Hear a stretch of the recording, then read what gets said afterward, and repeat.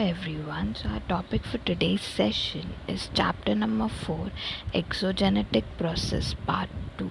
Okay, now what do you mean by exogenetic process, students? Let's see.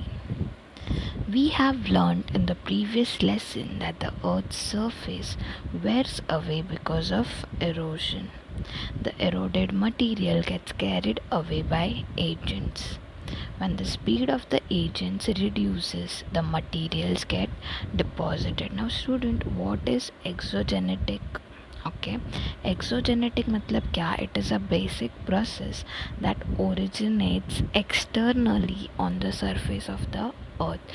कि जो चीज़ें surface of earth के ऊपर होती है on the earth surface, but बाहर से externally, that is called as exogenetic process. Now you have seen that because of earth surface, like the earth surface जो है, it gets wear away. Wear away because of erosion. Now what is erosion, students? What is erosion? What do you think? What does it means by erosion? जो arrowed होता है, जो carried away हो जाता है, जो मटेरियल्स कैरिड अवे हो जाते हैं, it can be through any means. यहाँ पे लिखा है C. What is it written? The eroded material gets carried away by agents. तो कौन कौन से एजेंट्स होते हैं, कौन कौन सी चीज़ें अर्थ सरफेस के ऊपर जो सारे मटेरियल्स हैं उनको एरोड करती है. So when the speed of this agent reduces, the material gets deposited. Now let us see further. I'll explain you all. The agents like running water, glaciers, wind, sea waves and groundwater do the work of erosion. Basically, अभी समझो, let us take an example of sea. Okay, तो हमारे surface पे on the surface of earth there are, for example take sand और rocks. Okay, तो जब river का flow, जो सी का फ्लो जब जोर से आता है तो they take away rocks and salt with in them self, right. तो पानी के साथ वो भी बह जाता है, राइट. तो यही सारे एजेंट्स, जैसे अभी तो इसमें एजेंट का काम कौन करता है? वाटर. कि water takes away all of these particles, right. So all of these particles which helps in erosion are called agents. तो कौन कौन से agents होते हैं students?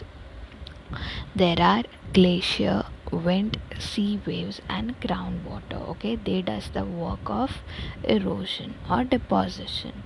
Because of these agents, the earth's surface keeps on undergoing changes and new landforms are formed. कि because of these new landforms बनते, right.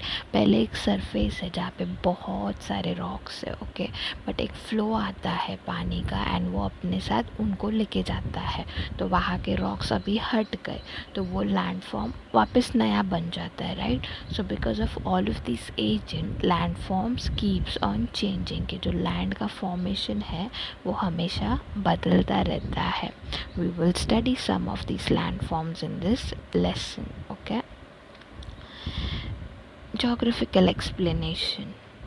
Running water flows naturally in the direction according to the gravity along the slope and makes its own way. This is called a flow of water.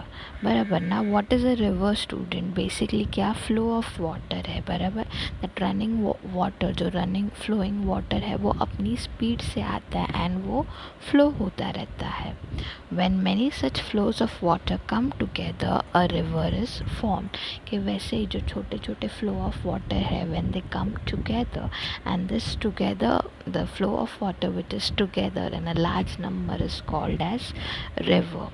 The slope of the land, the type of the rock, the volume of the water flowing in the river and the length of flow, volume of sediments in the river are the factors on which erosional, transportation and depositional work of river depends. Okay students, मतलब देखो simple है. Exogenetic process हम लोग ने देखा जो externally surface पे होता है, जो अर्थ की सरफेस पे एक्सटर्नली होता है चेंजेस, उसको हम लोग बोलते हैं एक्सोजेनेटिक. अभी एक्सोजेनेटिक प्रोसेस 3 टाइप का होता है. यहाँ पे लिखा है the erosional, transportation and deposition. Okay, कि ये 3 टाइप में exogenetic process takes place. Okay, now हम आज एक्सोजेनेटिक प्रोसेस किन किन चीज़ों का देखेंगे, तो जो हमने स्टार्टिंग में देखा, that who works as agents on left hand side, agents like running water, glacier, wind, sea waves and ground water. ठीक है, तो हम इनका देखेंगे। क्या देखेंगे? एरोशनल प्रोजेक्ट, एक्सोजेनेटिक प्रोसेस के वो कैसे होता है। Okay, so first talking about erosional work, अभी हम रिवर्स का ले रहे। ठीक है, तो फर्स्ट एजेंट हम लोग ने क्या देखा? सी, लेफ्ट हैंड साइड पे देखो, first, second, third, fourth, fifth, six line पे देखो, the agents like running water. Okay, I will show you a flow chart so that it becomes easy for you. तो हम रिवर का erosional work, transportational work and depositional work देखेंगे। फिर second agent क्या है? Glaciers, तो हम वापस उसका एक इरोशनल, ट्रांसपोर्टेशन एंड डिपोजिशनल वर्क देखेंगे। तो that is how the flow of chapter goes. So let us see the erosional work of rivers. Okay, that how rivers erosional का जो उसका प्रोसेस है that takes place. The river originates in a much higher altitude from the sea level. Here the river flows at great speed and therefore the power to erode is great. बरोबर ना, अगर mountain से river flow हो रहा है तो the speed is very high. You have seen like जो waterfalls होते हैं उनकी क्या स्पीड में वो पानी आता है, क्यों? बिकॉज वो हाइट पे है, तो हाइट से पानी आ रहा है तो वो ग्रेट स्पीड में रहता है। And therefore the power to erode is high, कि जो पार्टिकल्स, इरोड मतलब क्या? अपने साथ लेके जाना, जो पार्टिकल्स आते हैं। तो समझो रिवर फ्लो हो रहा है, तो इतने ज़ोर से फ्लो हो रहा है तो उसके साथ जो रॉक, सैंड सब है वो आराम से लेके आएगी। तो इरोजन लेवल जो है, Erode is great, power speed high है तो इरोड का प्रोसेस हाई है वैसा। The river bed and the fast flow of water, sand particles, pebbles, etc., and the various tributaries joining the main river. All this led to the formation of gorges, which is canyons, V-shaped valleys and waterfalls. तो basically क्या होता है, जो rocks, payable, salt वो अपने साथ लेके आता है ना river when it is in great speed, तो उसके वजह से there are formations of land slides. Okay, कि लैंड के फॉर्मेशंस होते हैं। तो रिवर के इरोजन से कौन कौन से लैंड के फॉर्मेशंस होते हैं students? There is formation of gorges. Now what do you mean by gorges, student? Gorge is basically a narrow valley between hills and mountains, के जो hills और mountain के बीच में छोटी सी valley होती है ना, उसको क्या बोलते हैं? canyons और gorges. Now what do you mean by V-shaped valley, student? V-shaped valley क्या होता है? Is basically the formation of land which is formed after the erosion of river, and इसको V shaped क्यों बोलते हैं? See, you can see in the picture on page number 31, because there are mountains everywhere and mountains are forming the shape of letter V, alphabet V, and छोटा सा river बीच में pass हो रहा है, and that is why it is called V shaped, and it further leads to waterfall. Okay, तो first agent हम लोग ने देखा रिवर, उसका ट्रांसपोर्टेशनल में हम लोग उसका इरोशनल में कौन कौन से लैंडस्लाइड्स फॉर्म होते हैं student? Gorge, V shaped valley and waterfall.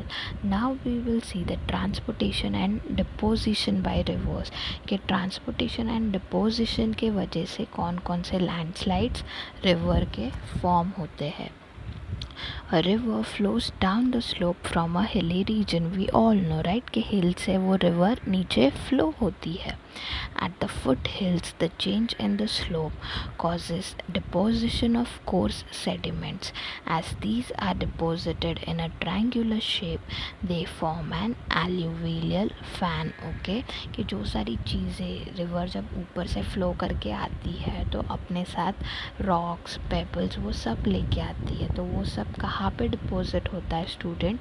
At the base, बराबर ना, कि एक जहाँ पे ग्राउंड फॉर्म होता है, जहाँ पे वो नीचे आती है, वहाँ पे ये सारे सॉल्ट और रॉक्स आ जाते हैं, पेबल्स आ जाते हैं. तो when all of these come together,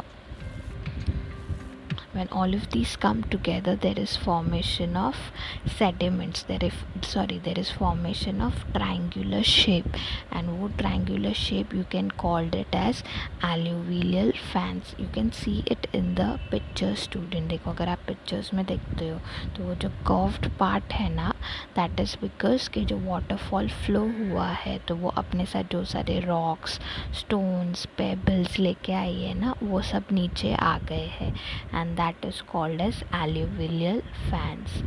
As the steepness of slope decreases and the transporting capacity of the river decreases, it starts flowing slowly. बरोबर ना, जितना स्पीड में आ रही है रिवर उतना वो नीचे सब लेके आती है अपने साथ, rocks, salt etcetera, pebbles.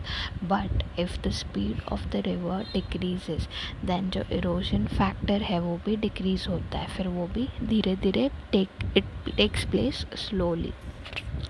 It bends, meanders often in its way with an effort to cross even small obstacle. By the time the river reaches the sea, its riverbed becomes very wide and its speed becomes very slow. The sediments of the river gets deposited in its bed on its banks. Okay, so meandering of a river में क्या होता है students के see during हम लोग waterfall देखते तो ऊपर से नीचे आता है तो it is easy, but meandering of river you can see it in the picture, ऐसे कर्व्स फॉर्म होते हैं. So the river has to go through all of these curves. Now when it has to pass all of these curves, तो ये छोटे छोटे small obstacles बीच में आते हैं, बराबर, तो उनको रिवर को क्रॉस करना है. तो व्हाट हैपन्स कि वहाँ पे थोड़े थोड़े डिपोजिशन हो जाते हैं of Sands, rock etcetera. Okay, तो इसको क्या बोलते हैं, meandering of river. Okay, now coming to the second page, the factor that determine the deposition of sediments are the length of the river, the volume of water, the amount of sediments, and the slope of the river and earth's surface. Thus, landforms like flood levels, flood plains and deltas are formed because of deposition of sediments. अब जब हम लोग ने देखा वो मिंडर होता है तो वो अपने साथ क्या करता है, छोटे छोटे डिपोजिशंस छोड़ जाता है. And when they leave such small depositions with themselves, then क्या फॉर्म होता है स्टूडेंट्स, देयर आर फॉर्मेशंस. किसका किसका फॉर्मेशन होता है, फ्लड प्लेन्स का फॉर्मेशन होता है, फ्लड लेवल्स का फॉर्मेशन होता है. Okay, all of these are being formed, flood leaves are being formed. You can see it on the picture shown. देखो यहाँ पे क्या है, रिवर फ्लो हो रहा है कि उसके बाजू में फ्लड लीव्स फॉर्म होते हैं ना. What do you mean bye flood leaves student, do you understand bye flood leaves? अगर आप पिक्चर में देख रहे हो तो जो डिपोजिशन है, सी रिवर है, उसके बाजू में जो डिपोजिशन हो गया है, रॉक्स का हो गया, सैंड का हो गया, उसको बोलते हैं फ्लड लीव्स. एंड उसके आजू बाजू के प्लेन्स को, जो फ्लैट एरिया है, उसको बोलते हैं flood plains. Okay, and deltas are being formed. See students, you can see it in the picture. Okay, so because of transportational and deposition कौन से landslides form होते हैं, alluvial fans, flood leaves, flood plains and deltas. So this is how we complete river. Okay, river का हम लोग ने क्या देखा, erosion, transportation and deposition. Erosion में कौन कौन से लैंडस्लाइड्स फॉर्म हो रहे थे, gorge, V shaped and waterfall. And transportation and deposition में कौन कौन से लैंडस्लाइड्स फॉर्म होते हैं, alluvial plain, flood leaves, flood plains and delta.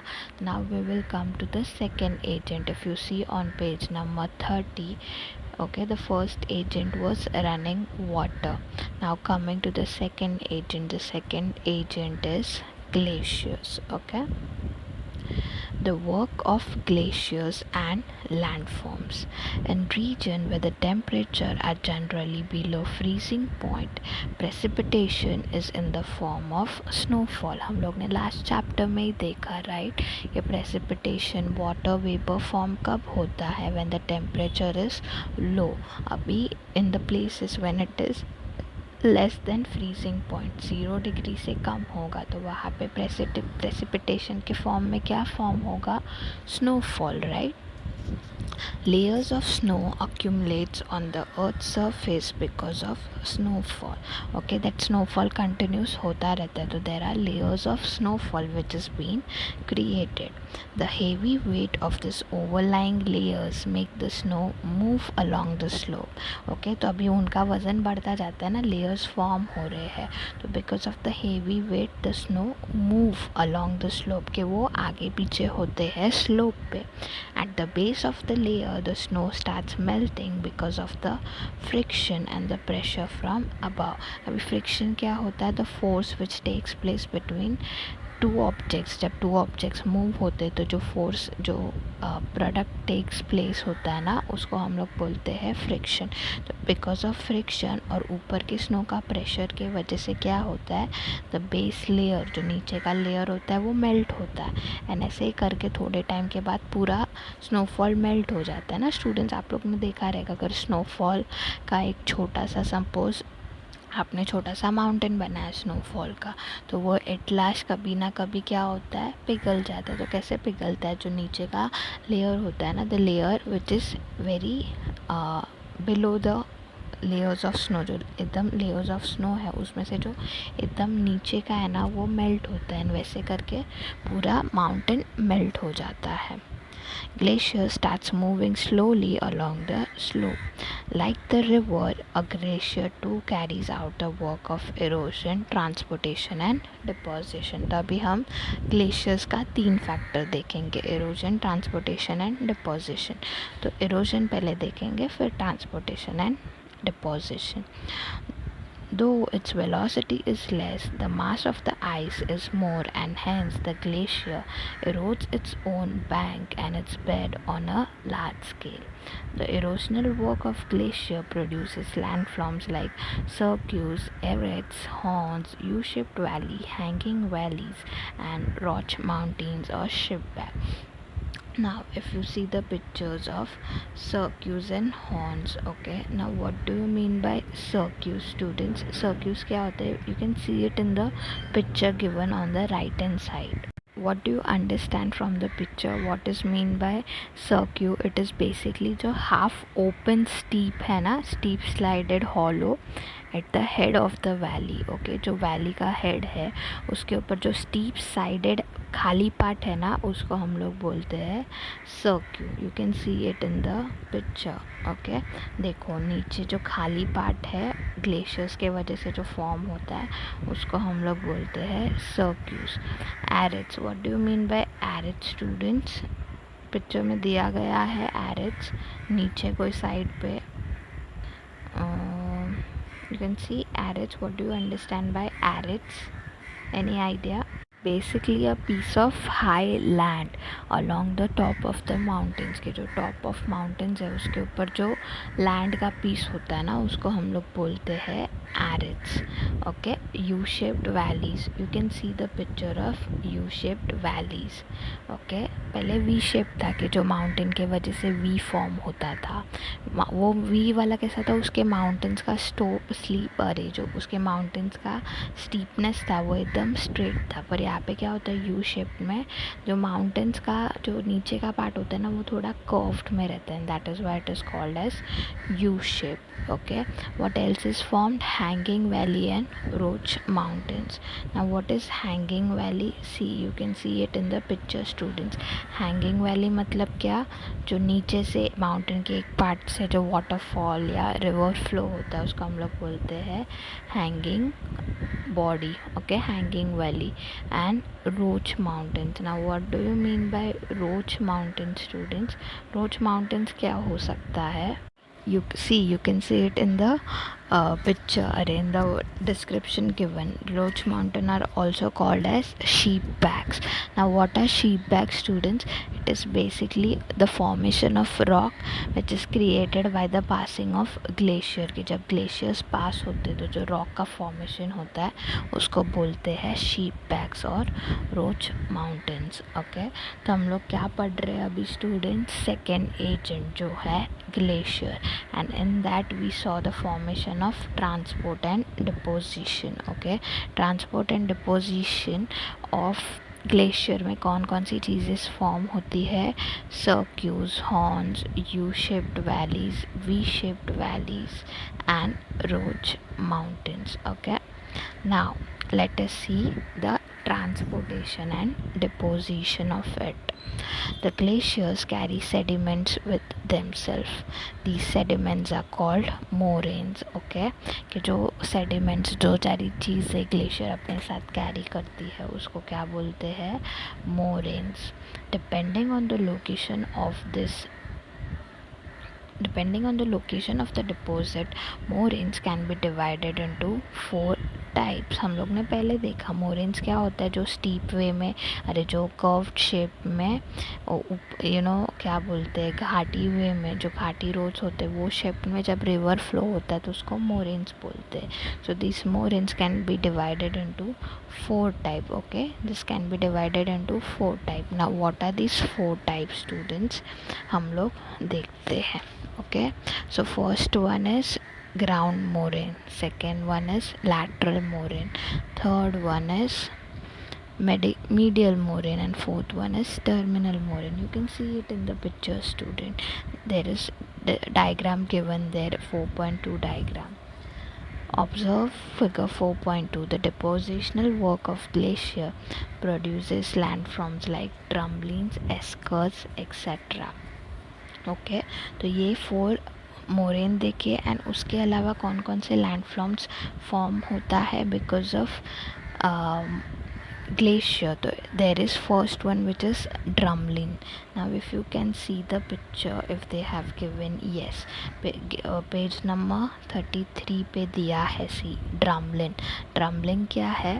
it is what it is students, जो आइस ओवरलोडेड है ना स्टीम्ड हील्स से. सी मतलब बेसिकली क्या होता है, when ice is overloaded with sediments. Okay, heels पे जब सेडिमेंट्स या आइस ओवरलोड होते हैं तो उसको बोलते हैं, उसको क्या बोलते हैं? drumlins. Okay, it is elongated part of heels. जो elongated parts है heels के, where ice is overloaded with sediments, it is called drumlins. And second is eskers. Now what do you mean by eskers, students? See, the picture is given.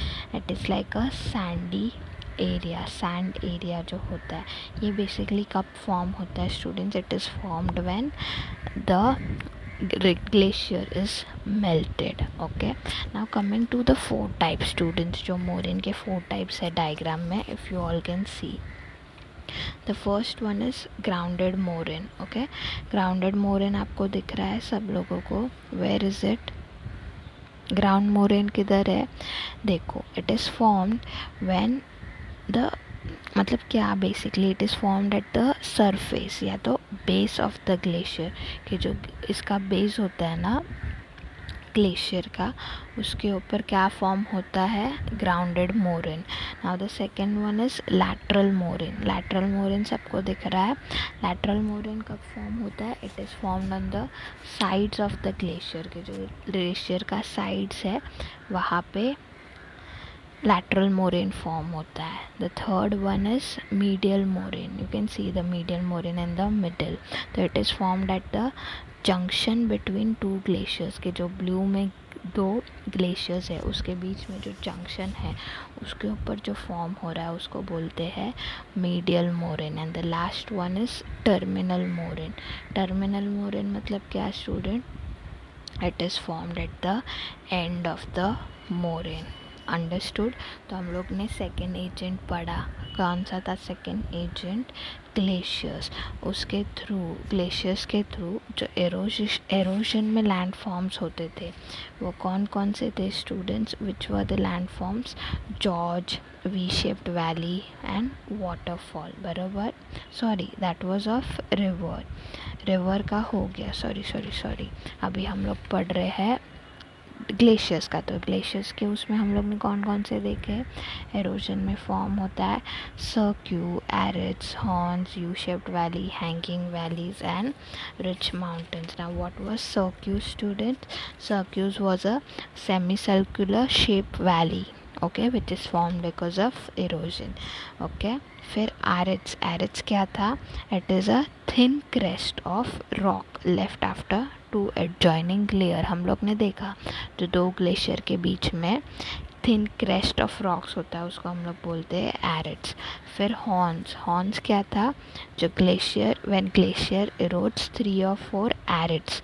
Okay, तो जब glacier 3 और 4 एरिड्स बनाता है, एरिड्स हम लोग ने ऊपर देखा जो thin layer of rock form होता है, तो जब 3 और 4 लेयर्स ऑफ एरिड्स को ग्लेशियर इरोड करता है उसको बोलते हैं हॉर्न. फिर यू शेप्ड वैली देखा. U shaped valley is easy to understand from picture.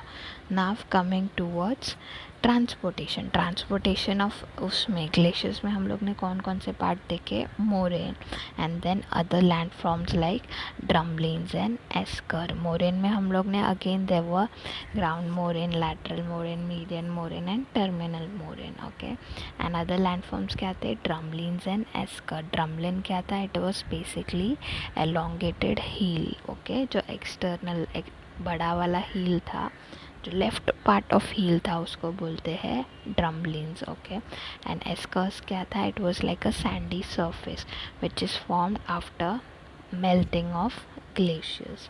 Understood, students?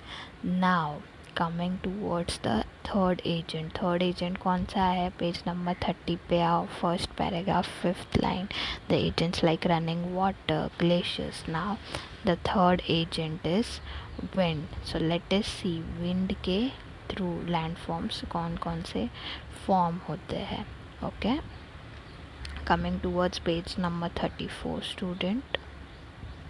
Now let us see how wind का transportation, erosion and deposition takes place.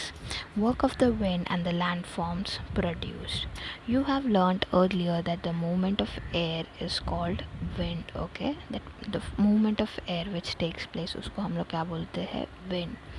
Wind is a gaseous agent of erosion. The erosional, transportational and depositional work of wind is more prominent in deserts and semi-arid region. Okay, कि winds के जो deposition, transportation होते ना, that takes place mostly in most places. जो most places में कहाँ पे takes place? In the desert areas or semi-arid regions. As mechanical weathering occurs on a large scale here, powdered rock and sand spreads over large area. Okay, there is hardly any obstacle in the transportational work of wind. Okay, so wind के through, because mechanical weathering होता है, तो what all takes place? Powdered rock and spread. Okay, sand, sorry, जो rocks and sand होते हैं वो wind के वजह से, बिकॉज विंड आता है तो रॉक्स और सैंड होता है वो सब जगह स्प्रेड हो जाता है. And there is no obstacle ना, कोई बीच में आता भी नहीं है, बिकॉज हवा चल रही है तो हवा अपने साथ सैंड्स और रॉक्स लेके जाती है. Sand particles also get transported along with the wind, and they are carried over longer distance and get deposited where the speed of the wind reduces. बराबर ना. अभी समझो यहाँ पे ज़ोर से हवा आ रही है तो यहाँ का मिट्टी अपने साथ वो लेके जाएगी हवा. बट अभी समझो यहाँ पे आगे गई, थोड़ा पॉइंट के बाद आगे गई एंड वहाँ पे विंड कम हो गई तो वहाँ पे वो धूल आ जाती है. बराबर, वो धूल वहीं पे जम जाती है. बराबर, बिकॉज क्यों जम जाती है? बिकॉज अभी विंड का स्पीड स्लो हो गया तो वो अपने साथ सैंड कैरी नहीं कर सकता, तो वो वहाँ पे सैंड गिर जाती है.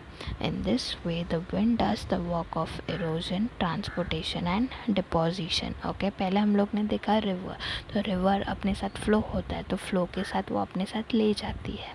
ग्लेशियर्स में भी देखा, ग्लेशियर्स का अपने साथ वो अपने साथ लेके जाता है ग्लेशियर. अब विंड, तो विंड अपने साथ कैसे लेके जाता है? हवा के वजह से, जो हवा वो क्रिएट करता है ना, उसके थ्रू उसका erosion takes place.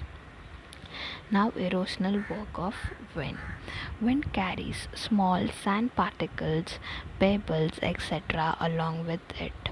These particles causes erosion along rocks coming in the way due to friction.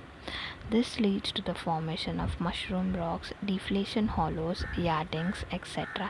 ये क्या होता है जब विंड अपने साथ वो पेबल्स और स्मॉल पार्टिकल्स लेके जाती है, सो देयर इज़ बीच बीच में क्या होता है, cause erosion along rocks coming in the way due to friction. तो जो जो रॉक्स बड़े बड़े रॉक्स बीच में आते हैं तो उससे वो टकराती है, and when they get hit friction takes place, बराबर फ्रिक्शन फॉर्म होता है, एंड इसके वजह से there is formation of mushroom rocks. You can see mushroom rocks. फिर क्या है, deflation hollows and yardangs. Okay, मतलब बेसिकली क्या होता है स्टूडेंट्स कि जब हवा अपने साथ फ्लो होती है तो pebbles and small particle sands वो सब लेके जाती है, बट अगर बीच में कोई ऑब्स्टेकल आया जैसे बड़ा रॉक या वैसा कुछ, तो उसके साथ जब वो हिट करती है तो there are formations of friction takes place, and फिर फ्रिक्शन के वजह से ऐसे सारे रॉक्स फॉर्म होते हैं. Now what do you mean by hollows, deflation hollows and yardings? Okay, you can see page number 4.3 students. देखो वहाँ पे क्या दिया है 4.3 पे, there is a picture given. उसमें क्या हो रहा है देखो, यार्डिंग्स क्या है, यार्डिंग्स में क्या हो गया है, वो नीचे सेटल हो गया है ना. वो नीचे सेटल क्यों हो गया है students? What do you understand by yardang students? Yardang में बेसिकली कैसे होता है, जो हार्ड पार्टिकल्स है, okay, hard and soft particles, तो जो ऊपर के सॉफ्ट पार्टिकल्स है ना वो विंड अपने साथ लेके जाती है, एंड फिर जो ऊपर के सॉफ्ट पार्टिकल्स है, see you can see it in the picture, that is carried out by wind, and the hard particle, जो नीचे हार्ड पार्टिकल है वो रह जाते हैं, तो उसको बोलते हैं यार्डिंग्स. ओके, तो विंड के इरोजन के वजह से कौन कौन से लैंड फॉर्म्स फॉर्म होते हैं? Mushroom rocks, deflation hollows and yardangs. Okay, now let us see the depositional works of wind के. Depositional and depositional and transportation work क्या है वो देखते हैं. Sand particles that blow with the wind are of different shapes and size. बराबर ना, अलग type की मिट्टी हो सकती है, कोई छोटी सी है, कोई बड़ी सी है. Those particles which are very fine are carried over longer distance. Okay, जो छोटे छोटे हैं, जिनका वज़न कम है, तो विंड अपने साथ वो एकदम दूर तक लेके जा सकते. बराबर particles who are very fine मतलब एकदम small, while the larger ones get transported to shorter distance. but जो बड़े होते हैं उनको ज़्यादा दूर तक विंड कैरी नहीं कर पाती, तो वो छोटे डिस्टेंस तक ही विंड कैरी कर सकती है. These sand particles get deposited in deserts and semi-arid climates. Okay, तो जो छोटे छोटे हैं उसको दूर तक विंड लेके जाती है, जो बड़े बड़े हैं वो वहीं पे नीचे थोड़े टाइम के बाद गिर जाते. तो जो सारे सैंड पार्टिकल्स गिर जाते हैं, दूर जाके गिरते हैं या नज़दीक जाके गिरते, पर जो भी नीचे गिरते हैं उनके फॉर्मेशंस होते. तो कौन कौन से उसमें वो फॉर्म होते हैं, let us see. And as a result, specific landforms are formed. Such sand dunes, margins, sieves, ripple marks, loose plains, etc. are formed by wind deposition. Now, if you see sand dunes, जिसका photo वहाँ पे दिया गया है, so these are basically the sand जो deposit हो जाती है जब विंड अपने साथ फ्लो होती है. तो जो सारी मिट्टी वो बीच बीच में गिरा देती है या निकाल देती है, उसके थ्रू जो सैंड ड्यून्स फॉर्म्स होते हैं, जो सैंड का फॉर्मेशन फॉर्म होता है, उसको बोलते हैं sand dunes. Now what is ripple marks students? See ripple marks भी आप लोग देख सकते हो. Now what do you understand by ripple marks students? Any idea? See the picture carefully students ripple mark का, तो you will understand that it is basically the form, मतलब क्या होता है, जो जाड़ी लेयर बोलते हैं ना, the thick layer of sand which is been formed, उसको बोलते हैं रिपल मार्क्स. तो जो बड़े बड़े पार्टिकल्स जो पहले ही विंड अपने साथ छोड़ देता है, तो जो बड़े पार्टिकल्स के थ्रू जो लैंड फॉर्म होता है ना उसको बोलते हैं ripple marks. Sand dunes is basically जो छोटे छोटे पार्टिकल्स विंड्स लास्ट तक अपने साथ लेके जाती है, बट एक पॉइंट पे वो छोड़ देती है वो सारे सैंड पार्टिकल्स। तो जो छोटे छोटे पार्टिकल्स से फॉर्म होते वो है सैंड ड्यून्स, एंड जो बड़े बड़े सैंड के पार्टिकल से फॉर्म होता है उसको बोलते हैं ripple mark. Now what do you mean by loess plain students? Loess place मतलब उसमें क्या, बेसिकली उसमें दोनों सैंड्स आते हैं, थिक वाले भी आते हैं एंड थिन वाले भी आते हैं। Understood? You can see the pictures to get a more clear idea that how it works. Okay, so this was the third agent कौन सा था students? Wind. Now coming to the fourth agent कौन सा है, page number पे जाके देखो। The fourth agent is sea waves. Now let us see कि sea waves का erosion और transportation and deposition कैसे होता है। Okay, let us come to page number 36. In coastal areas, sea waves carry out erosion, depositional and transportation of sea water, and as a result, waves come to the coast. बराबर कि सी waves के वजह से waves coast पे आती है, जो land areas है वहाँ पे you can C waves. Because of the hitting the rocks at the coast, erosion of the rocks occurs. In coastal areas having wide beaches, waves carry out depositional work। के जो waves है उनकी एक speed होती है, तो वो जब rock को hit करती है तो rock का पूरा shape भी बदल देती है, right? And that is how erosion and transportation takes place. Now let us see how erosion of sea waves takes place. When the waves break at the coast, they bring with them water, transported stones, pebbles, sand particles, etc. बराबर ना, हम लोग beaches पे भी जाते हैं तो if you see properly जब पानी का फ्लो आता है तो वो अपने साथ मिट्टी एंड रॉक्स छोड़ के जाती है, बराबर वही बताया है यहाँ पे। This leads to the erosion of coast and that is how erosion takes place, बराबर कि वो अपने साथ रॉक्स लेके आई या सैंड लेके आई। Because of the chemical and hydraulic action of the sea wave too, erosion occurs. Okay, कि उसका जो chemical and hydraulic action है ना उसके वजह से भी erosion takes place होता है। Now let us see what all landforms are being created because of erosion of sea waves. Okay, so erosion of sea waves create landforms like wave cut, कि wave cut होता है, फिर wave cut platforms, sea cave, sea arcs and sea cliff etc. are formed because of erosional works of wave. So if you see the picture, see wave cut का picture दिया है, sea caves का दिया है, sea arcs का दिया है।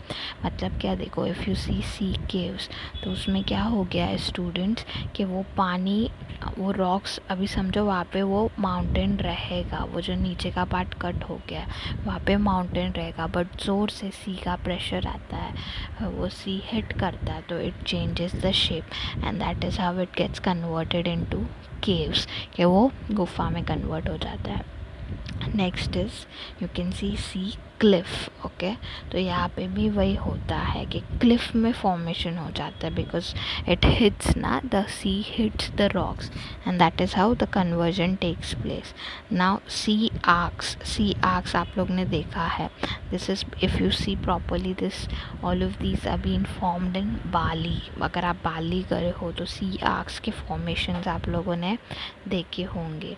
And then wave cut platform मतलब क्या होता है, बेसिकली वो प्लेस जहाँ पे वेव्स आते हैं but they hit the rock and they go back. तो all of these are formation of erosion of waves. Okay students, now let us come to the depositional work of sea waves. The eroded material accumulates at the seabed। बराबर ना, एक जगह पे collect हो जाते हैं rocks, salt, अरे rocks, pebbles जो जो आते हैं वो एक पॉइंट पे एक जगह पे कलेक्ट हो जाते हैं। Because of tides they keep on moving towards the coast and away from the coast, but वैसे ही वापस सी का वेव्स आ गया तो वो अपने साथ कैरी हो जाता है, और if sometimes it is just stayed back. They become fine particles of attribution and heating each other. Deposition of such materials occurs at the places where the effect of wave is less. कि जहाँ पे waves less heat होते हैं ना, तो वहाँ पे small छोटे छोटे particles developed हो जाते हैं and उसके वजह से अलग अलग landforms create होते हैं. तो कौन कौन से landforms create होते हैं because of sea waves students? Beaches एक तो तैयार होता है, बराबर. बीच हम लोग देखते हैं sand bars and lagoons. Now what do you mean by sand bars and lagoon students? अगर आप सैंड बार का पिक्चर देख रहे हो, you see it in the pictures also, you will understand what is sand bar. देखो वहाँ पे picture दिया गया है राइट हैंड साइड पे. So it is basically an area of sand, okay, which is जहाँ पे कौन कौन से सैंड अवेलेबल है? ग्रेवल और fine sediments, okay, that sits above the water के, जो वाटर के थोड़ा सा ही नज़दीक रहते हैं, जो ऊपर रहते हैं, एंड जो अच्छे अच्छे स्मॉल पार्टिकल्स ऑफ सैंड्स होते हैं, उसको क्या बोलते हैं? Sand bars. Now the second formation over here is lagoons. Now what do you mean bye lagoon students? Lagoons का फोटो दिया है वो लोग ना. Yeah, the photo is given on the left corner. What do you understand by lagoons? See the picture carefully, you will understand. What is it? It is a basically lake of salt water. एक छोटा सा lake type होता है जिसमें salt water होता है, which is separated from the sea. जो sea से separated है, किसके through? Rocks या sand के through जो sea से separated है, but it is collection of lake of sea water. Okay, तो उसको हम लोग क्या बोलते हैं students? Lagoons. You can see the diagrams to understand what it means. Okay, so the agent हम लोग ने अभी कौन सा देखा? सी वाटर. सी वाटर, सी वेव्स. सी वेव्स में सी स्टूडेंट्स, पूरा चैप्टर का फ्लो ऐसा ही है कि जो सारे एजेंट्स हैं हम लोग उसका एरोजन पार्ट देखेंगे एंड हम लोग उसका ट्रांसपोर्टेशन एंड डिपोजिशन पार्ट देखेंगे. एरोजन में कोई कोई लैंडफॉर्म्स टेक्स प्लेस होते हैं, डिपोजिशन में कोई कोई लैंडफॉर्म्स टेक्स प्लेस होते हैं. तो हम लोग को उतना याद रखना है, बराबर. तो अभी हम लोग ने देखा सी वेव्स में एरोजन के थ्रू कौन कौन से landforms have been created. So wave cut platforms, sea caves, sea arcs, sea cliffs were created because of erosion of sea waves. And what was created because of depositional work of sea waves? तो deposition के through कौन कौन से form हुए थे? beaches या sand bars या lagoons. Okay, now coming to the last agent. What is the last agent student? Groundwater. Okay, groundwater एक last agent है जिसके through erosion takes place. Now let us see groundwater का work के how does it takes place. Okay, coming to page number 38 students. Okay, coming to page number 38. Work of groundwater and landforms which are being produced. The rainwater seeps below the earth's surface through porous rocks or cracks in the rocks. बराबर. क्या suppose rocks का पूरा mountain बना है तो नीचे तक पानी कब पहुँचेगा? Rain water. If there are porous rocks, porous मतलब क्या? जो होल वाले रॉक्स है उनके थ्रू पानी नीचे आ सकता है, या because of cracks in the rocks. बराबर. If you see the picture on 38 right hand side corner पे, समझो वो रॉक्स है, जो ब्रिक्स है. अभी हमको पानी को नीचे लाना है तो वो जो छोटा सा गैप है उसके थ्रू पानी नीचे आ सकता है, right. This water accumulates in the non-porous layer of the rock and this accumulated water is called ground water. बराबर. कि जो नॉन पोरस लेयर है जहाँ पे कोई होल्स नहीं है वहाँ पे ये water rainfall store हो जाता है and such waters are being called as groundwater. The soluble minerals in the water gets dissolved and flow with the groundwater. This is the erosional work of ground water के जो उनके साथ जो minerals होते हैं ना वाटर्स के, वो भी वहाँ पे डिज़ोल्व हो जाता है. एंड दैट इज़ हाउ ये ग्राउंड वाटर अपने साथ पानी लेके आता है या पार्टिकल्स लेके आता है, बराबर. And that is how erosion takes place. When the ground water evaporates और the volume of soluble mineral is more than the solubility of ground water, the deposition of dissolve material starts. Minerals. मतलब क्या होता है, अभी समझो ground water evaporate हो रहा है तो उसके साथ जो सॉल्युबल मिनरल है वो क्या हो जाएगा, वो उधर ही नीचे डिपॉजिट हो जाएगा, बराबर। जो मटेरियल्स थे उसके साथ वो डिपॉजिट हो जाएगा और ग्राउंड वाटर इवापोरेट हो जाएगा, बराबर। Land forms like sinkhole, limestone caves, stalactites and stalagmites are formed. Okay, तो इसके थ्रू कौन कौन से लैंड फॉर्म्स फॉर्म होते हैं? Sink hole. सिंक होल अगर आप लोग देख रहे हो students, what do you understand by sinkhole picture के through? If you see the picture, sinkhole मतलब क्या? It is basically a depression in the ground. Depression मतलब क्या? एक छोटा सा खड्डा types in the ground which has no external surface, के उसके ऊपर कोई एक्सटर्नल सरफेस नहीं होता है। एंड वहाँ पे फिर वाटर, व्हेन इट रेन्स तो all of the water stays inside that sink hole, बराबर। that is called as sink hole. now coming to limestone caves. limestone caves मतलब क्या होते हैं? वही जो पानी के थ्रू caves फॉर्म हो रहे हैं। but why it is called as limestone caves, student? they have not given you the picture of limestone cave ना।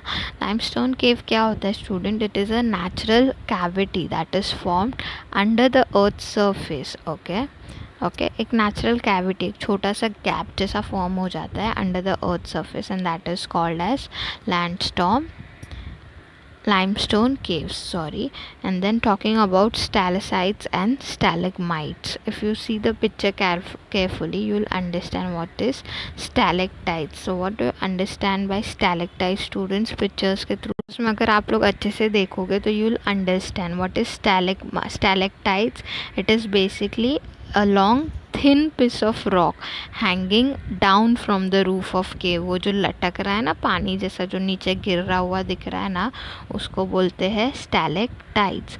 मतलब क्या? It is a thin piece of rock, rock का थिन पीस है which is hanging down. Okay, उसको बोलते हैं stalactites. And what do you mean by stalagmites? What is the difference between? अभी stalagmite क्या है स्टूडेंट?